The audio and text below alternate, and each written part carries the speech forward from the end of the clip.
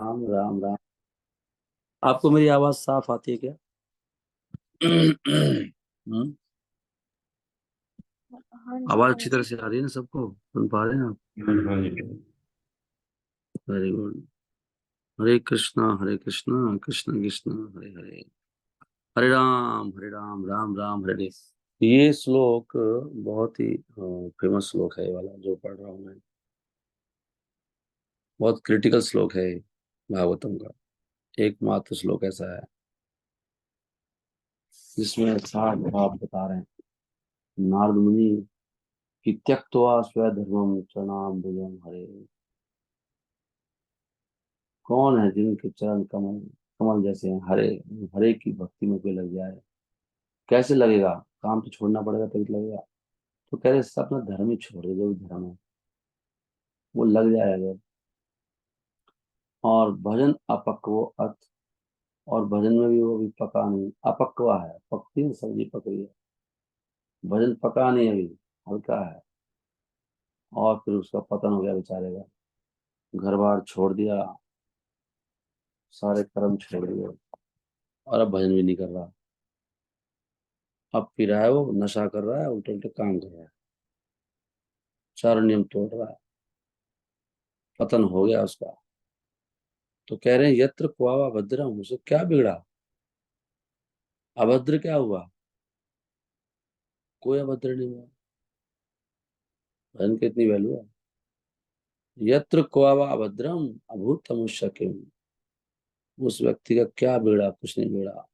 दूसरी तरफ क्वावा अर्थ हो, उसको क्या मिला? क्वावा अर्थ आप तो नहीं मिलना, क्या मिला उसको? किसको? आ भजताम स्वधर्म, जिसने भजन नहीं किया। आ भजताम, जिसने भजन नहीं किया तो फिर क्या किया? स्वधर्म था, अपना ही धर्म का पालन किया। उसको क्या मिला? कुछ नहीं मिला। और इसलिए तो निकम्मा हो गया, कुछ दिन भजन किया। तो कह रहे हैं इसका कुछ नहीं बिगड़ा। नारद मुनि ऐसे कह रहे हैं, वेद व्यास को समझा रहे हैं कि खाली तू भजन की बात कर और फालतू बात क्यों करता है, इधर उधर की बात क्यों करता है? ये कह रहे हैं केवल भगवान का गुणगान करो, ओनली भगवान का गुणगान, डे एंड नाइट, 24 घंटा। तभी उपदेशामृत में कहा, रूप गोस्वामी ने जब 2-3 दिन पहले पढ़ रहे थे ना श्लोक, कि 24 घंटा हरि का नाम लेना चाहिए, नहीं 24 आवर्स। सबको याद है ना, कहा था। वो भी मैं दिखाऊंगा आपको। और इसके बाद इन्होंने कहा ये श्लोक, तस्य एव हेतो प्रियतेत कोविद। अगर कोई वास्तव में बुद्धिमान व्यक्ति है, कोविद मतलब बुद्धिमान एक्सपर्ट, उसी के लिए प्रयत्न करना चाहिए। तस्य एव हेतो प्रियतेत, प्रयत्न करना है किसके लिए? तस्य एव हेतो, किसके हेतो? भगवान के हेतो, भगवान के लिए। किसके लिए आया हूँ? क्या कर रहा है भाई? कृष्ण के लिए कर रहा हूँ कुछ। ना लभते, ना लभते अभ्रमताम ऊपरी अधा, क्योंकि वहां जो सुख मिलेगा आपको, जो चीज मिलेगी, ना ऊपर के लोकों में है ना नीचे के लोकों में है, कहीं नहीं है इस ब्रह्मांड में। ऊपरी अधा, ना ऊपर ना अधा ना नीचे, वो चीज की मैं बात कर रहा हूँ। और जहां तक उसकी बात है, उस सुख के लिए जो प्रयास कर रहे हैं लोग, वो तो अपने आप ही आता है। वो भी यही कहने से बात है यहाँ पर, जो प्रहलाद महाराज कह रहे थे। प्रहलाद महाराज के गुरु नारद मुनि है, जो नारद मुनि बोला वो तो बोलेंगे। अभी प्रहलाद महाराज दैत्यों को बोल रहे थे बात, और यहाँ पे नारद मुनि बोल रहे हैं वेद व्यास को कि तत लभ्यते दुख,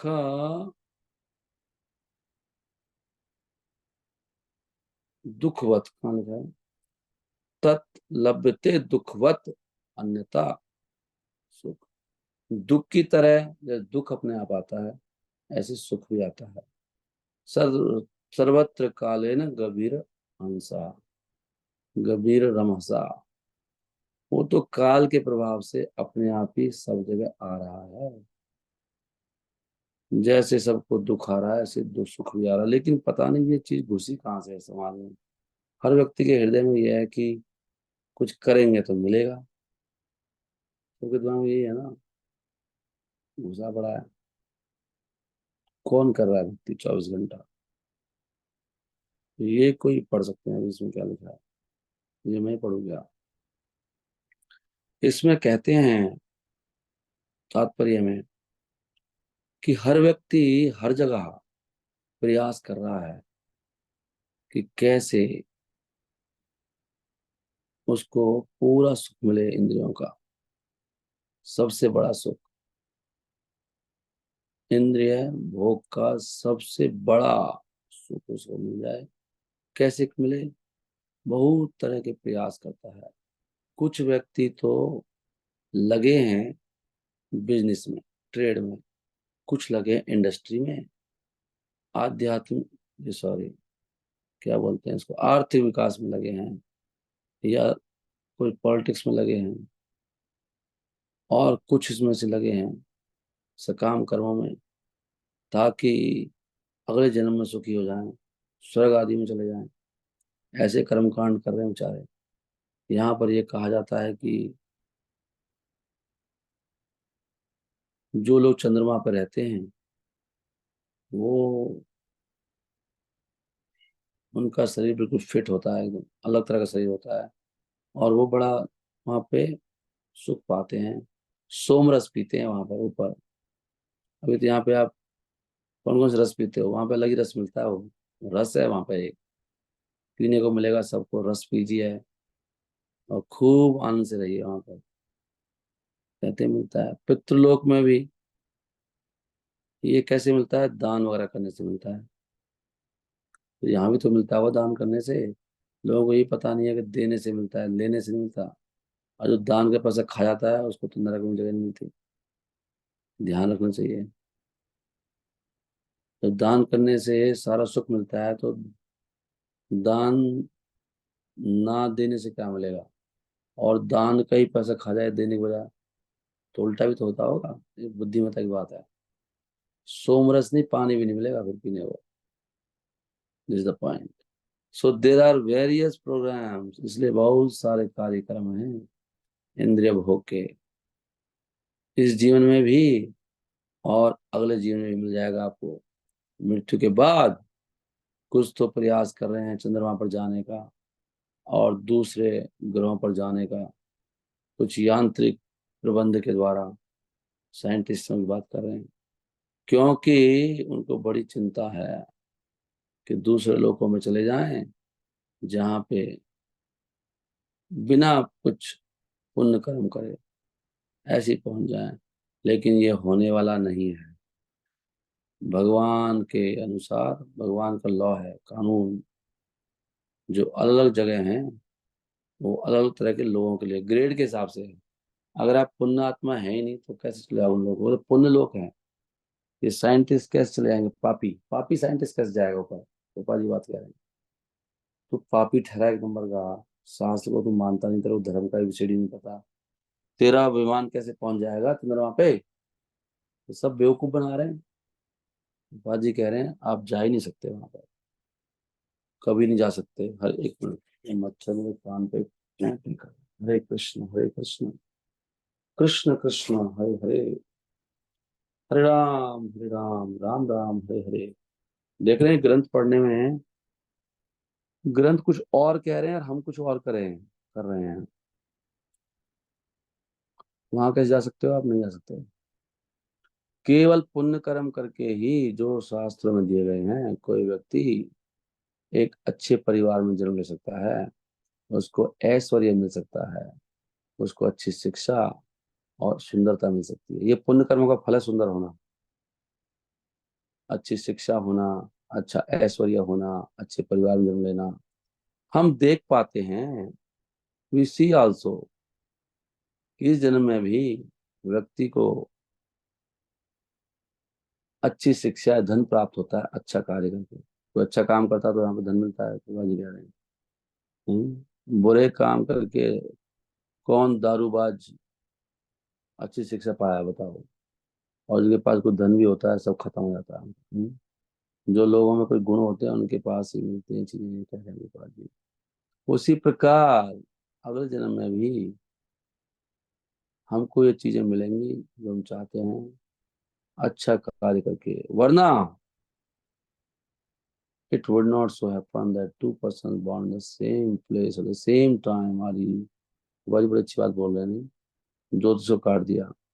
ऐसे नहीं है कि एक ही जगह पर एक ही समय पर पैदा होने लोग वो अलग अलग स्थिति में मिलते हैं। वो कैसे मिल रहे हैं? पुराने कर्मों के हिसाब से। पुराने कर्म। यहाँ पे वैसे एक चीज कटती है यहाँ पे ना, ये जो ज्योतिष का वो कहते हैं ना, उसमें तो खाली टाइम देखते हैं वो लोग और जगह देखते हैं।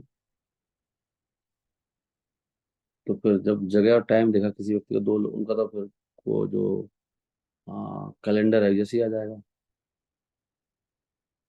क्या बोलते हैं उसको? पत्रा। नहीं, इसका में कुछ और भी फैक्टर है, ये बात चल रही है। But all such material positions are impermanent. लेकिन दूसरा पॉइंट क्या है, लेकिन चलो मिल भी जाए, ये सारी भौतिक स्थितियां क्या है, सब क्षणिक हैं। ये हमेशा रहने वाली नहीं है। ब्रह्म लोक में भी आप हो जाओ, जब पाताल लोक में चले जाओ, वो सब क्या है, सब बदलने वाला है। कुछ भी स्थिर नहीं रहेगा। इसलिए जिन लोगों का दिमाग थोड़ा ठीक है, उनको थोड़ा समझ में आती है बातें। नहीं, उन लोगों को इन चीजों से वो को आकर्षित नहीं होना चाहिए, संसार की चीजों से। बल्कि उसको क्या करना चाहिए? उसको परमानेंट जीवन जो हमेशा है, आनंद वाला और ज्ञान वाला, जहां से उसको दोबारा इस कष्टदायक संसार में आना नहीं पड़ेगा, उसके लिए प्रयास करना चाहिए। इस या तो इसी लोक में या अगले लोक में। मतलब कष्टदायक है ये, वो स्वर्ग हो चाहे सब जगह कष्ट है। कहते हैं प्रभुपाद जी, हर जगह कष्ट है संसार में। कष्ट या जो सुख है उसमें मिक्सिंग है। कोई भी सुख ऐसा नहीं है इसमें दुख ना हो। या तो लोग कष्ट पा रहे हैं, या थोड़ा सुख पा रहे हैं, लेकिन सुख में भी कष्ट है। ये भौतिक जीवन के दो लक्षण हैं। पूरा कष्ट में है लोग, तो थोड़ा बहुत सुख है, और सुख में भी कष्ट है। और वो सब तो मिलता रहता है। ब्रह्मलोक में भी यही हाल है, दूसरे लोक, हर लोक में यही है।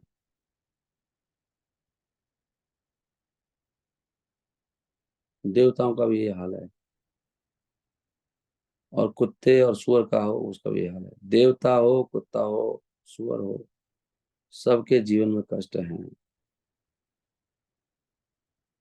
बस थोड़ा मात्रा का फर्क है, किसी को ज्यादा है, किसी को कम है।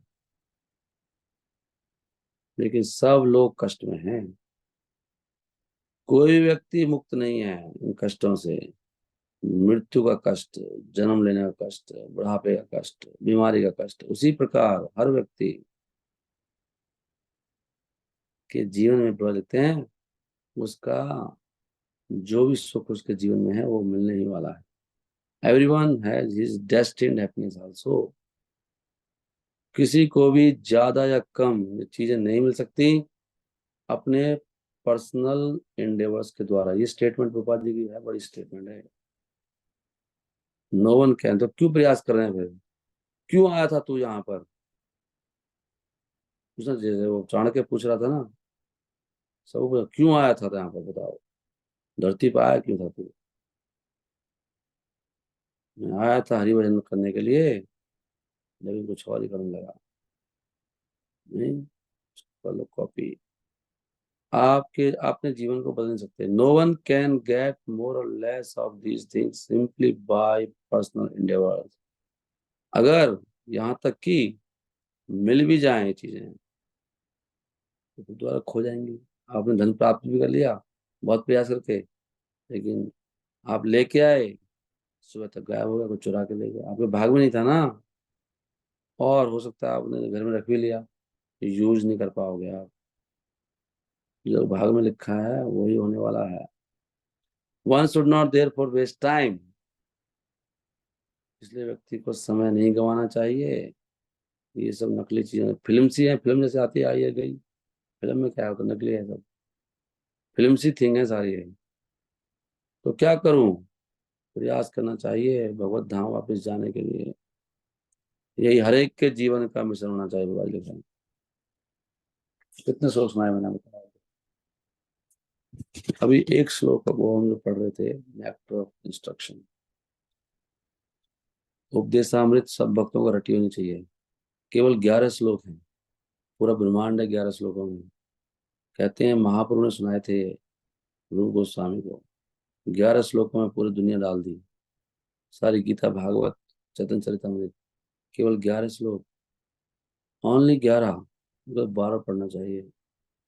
वहां पे कह रहे हैं कि भाई 24 घंटे सभी सारों का सार क्या है, सारी बातों का सार क्या है, कितना सुनाऊं आपको, एक बार में बता देता हूँ सब कुछ।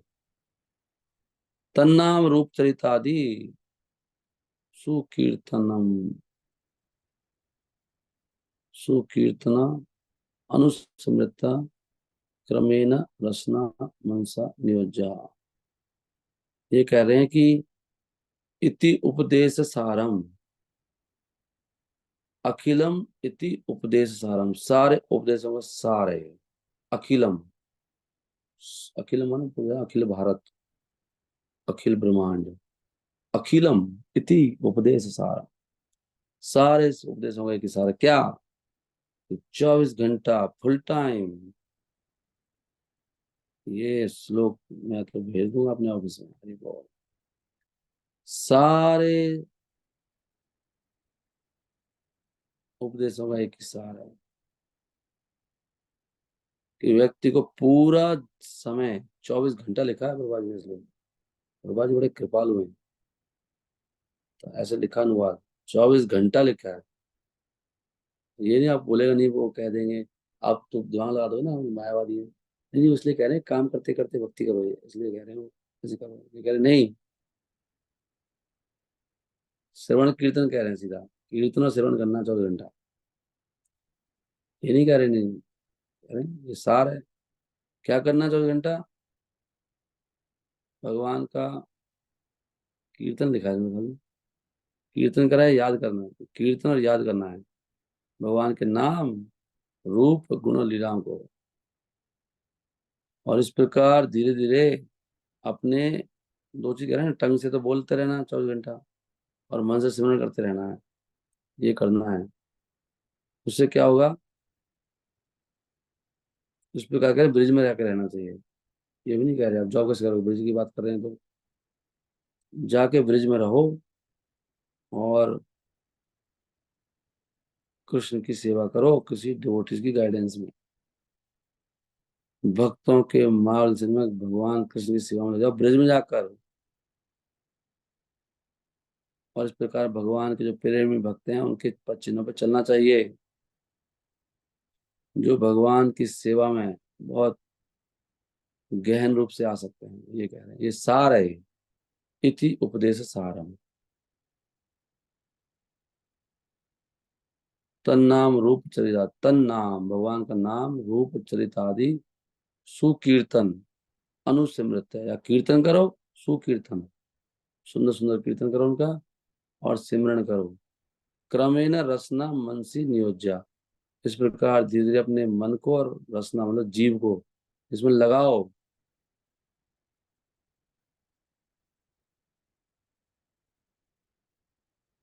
तिष्ठन ब्रजे तद अनुरागी, और जाके ब्रिज में तिष्ठ मतलब ब्रिज में जाकर रहो। जो अनुरागी भक्त हैं, जन अनुगामी, किसी के अनुगमन करना पड़ेगा, किसी को फॉलो करना पड़ेगा। अनुरागी जन अनुगामी, कालम नयेत अखिलम, कालम क्या है इसमें? इस प्रकार समय को लगाना है, कालम पूरा समय, एक क्षण भी वेस्ट नहीं करना है। और ये सारे उपदेशों का सार है। कभी पढ़ लेना बैठ के आप, जिसको भी पढ़ लेना, तात्पर्य में क्या लिखा है, कुछ ना कुछ आपको चमत्कारिक मिलेगा इसमें भी।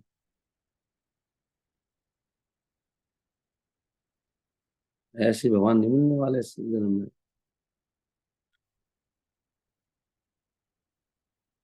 इससे पहले कहते हैं कि जीव में क्या हो रहा है, जीव में पांडु रोग हो रहा है। पीलिया के कारण जीव को स्वाद नहीं आ रहा है भक्ति करने में, लेकिन करते रहेंगे धीरे धीरे आ जाएगा, कह रहे हैं। स्यात् कृष्णाम चरितादि स्थापी अविद्या, अविद्या रूपी अविद्या के कारण हमें स्वाद नहीं आता है। पित्त जैसे हो जाता है, पित्त जब हो जाता है तो जैसे कि मीठा भी क्या लगता है, कड़वा लगता है, ऐसी प्रकार हमारे साथ हो रहा है। किंतु आदर, आदर से करना चाहिए, ये लिखा है आदर से, हरिनाम में। ये इंपॉर्टेंट शब्द है, आदर से करना चाहिए, आदर। भगवान आए हैं, हरिनाम ले रहा हूँ, किंतु आदरात, आदर ही नहीं है। आदर नहीं है तो फिर क्या है, बिना आदर के क्या है? कुछ नहीं मिलना। अनुदिनम खलु सैवा जुष्टा, ऐसे हमें दिन बिताने चाहिए।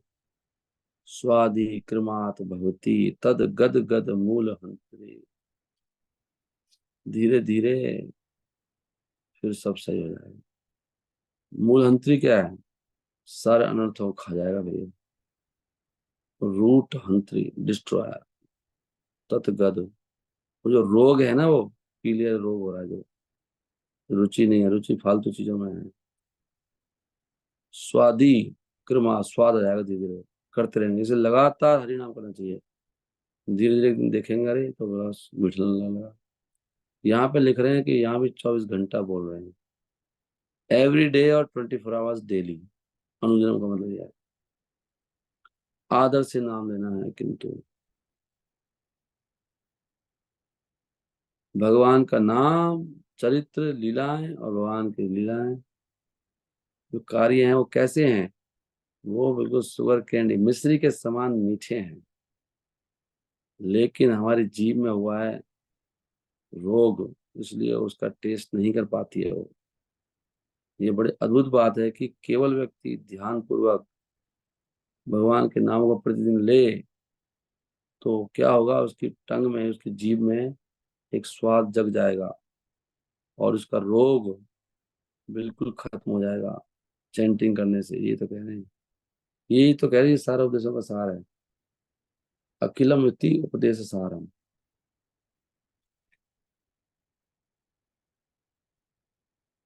देख पा रहे हैं, एक एक चीज इतनी इंपॉर्टेंट है। इस श्लोक में बता रहे हैं, जिसके मुंह में कृष्ण का नाम है उसको मन से आदर करो, जिसकी दीक्षा हो गई है उसको जाके प्रणाम करना चाहिए, आदर। और जो व्यक्ति भजन में एक्सपर्ट हैं, नहीं, जिनके हृदय में निंदा का वो नहीं है, लोग अन्य भक्ति करते हैं, उनसे जाके उनका संग करना चाहिए। निंदा आदि शून्य हृदय ईप्सिता संग लब्ध्या, इसमें हृदय की बात हो रही है, निंदा कर सकते हैं, निंदा करनी पड़ती है, लेकिन पॉइंट यह है कि हृदय में वो नहीं होना चाहिए, ईर्ष्या द्वेष का हृदय के अंदर। ऐसे लोगों का संग करना चाहिए, हम लिखें साफ साफ। बाकी भक्तों का संग नहीं करना चाहिए, और प्रजल्पा करोगे इधर उधर तो हरि बोल हो जाएगा। निंदा आदि शून्य हृदय इप्सिता संग लब्ध्या, ये ध्यान रखो। ये तो रोग है सारा, अविद्या का रोग है। अविद्या का रोग, अविद्या के कारण सारी समस्या अविद्या है, ज्ञान सही नहीं होना। सुश्रा भजन विज्ञम अनन्यम, अनन्यम, जिसका भजन अनन्यम है, अन्य निंदादि शून्य, हृदय इप्सिता संग लब्ध्या, ऐसे लोगों को संग करना है। तो हरिनाम ले रहा है उसको मन से आदर करना है, जिसकी दीक्षा हो गई है। दीक्षा आदि चेत प्रणति भी चा भजनतम ईसा, और इसके जो भजन में लगा, इस तरह से उसको जाकर प्रणाम करना चाहिए। हाँ,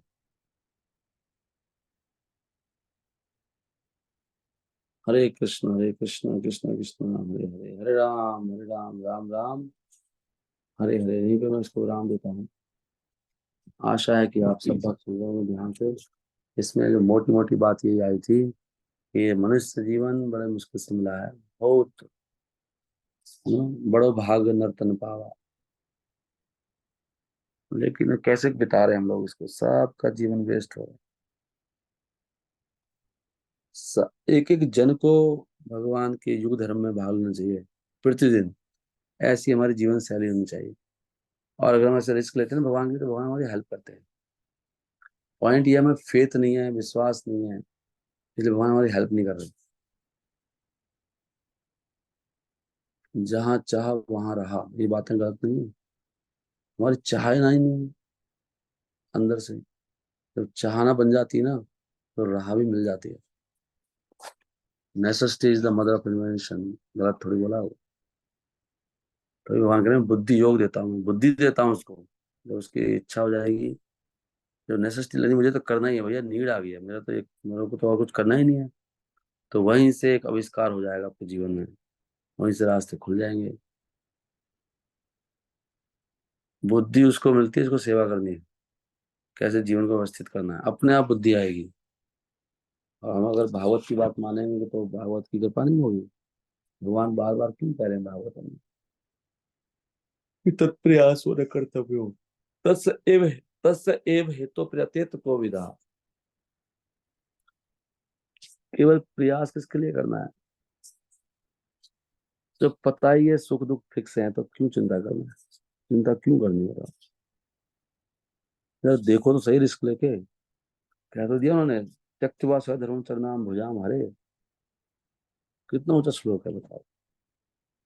नारद मुनि जैसा कोई प्रीचर नहीं अच्छा। कितनी कृपा करें नारद मुनि, से अच्छी बात बता रहे हैं बताओ। ये श्लोक बोल के उन्होंने कितने लोगों को ब्रह्मचारी बना दिया। तो कोई सन्यासी ना बनता आज तक। ये सब नारद मुनि की कृपा है, इन्होंने ये बातें बोली हैं भागवतम में। सब धर्मों को त्यागो, भगवान ने तो बोला। उन्होंने पूरा खुलासा ही कर दिया कि उसको बिगड़ेगा ही कुछ नहीं।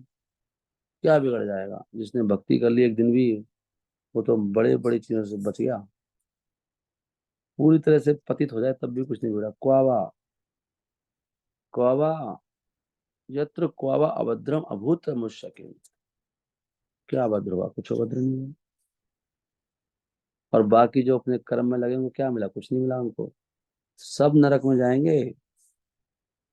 सीसी कहती है, जो अपने धर्म का पालन कर रहा है और भगवान की भक्ति को छोड़ के, उसको तो नरक में जाना ही है। उसमें लिखा है। चारों, हम तो धर्म भी नहीं कर रहे, वैसे ही इतना पाप हो रहा, कलयुग चल रहा है। जो अच्छी तरह से धर्म का पालन करते हैं, वर्णाश्रम का, चारों वर्ण चारों आश्रम, वो कह रहे हैं भगवान की भक्ति को छोड़ के जो वो करता है वो नरक में जाता है। सीसी में लिखा है साफ साफ। और हमने भी छोड़ी हुई है, हम कोई भक्ति थोड़ी कर रहे हैं। सब बस अंदर से नहीं है, गोल नहीं है हम। जो कर रहे हैं उनको लाभ मिल रहा है। अधिकांश तो सब ऐसे ही है। नहीं, ये सब अंग है। इसलिए मैंने उस दिन, अच्छा वो था लेक्चर, प्रपद्य मानस यथा अस्नता शिव। भक्ति अलग चीज है और शरण लेना अलग चीज है। वो भक्ति अंग है, माला करना, किताब पढ़ना अंग है सारे। शरणागति का मतलब हुआ जो हम बताया था, अनुकूल से संकल्प, कितना भी कष्ट आ जाए, है ना, उसको भी हम उसको भी ग्रहण करेंगे हम। ये नहीं है अपने सुख दुख के चक्कर में कुछ भी कर डालेंगे, सर्दी गर्मी के चक्कर में, मान अपमान के चक्कर में। शरण कहाँ ली फिर?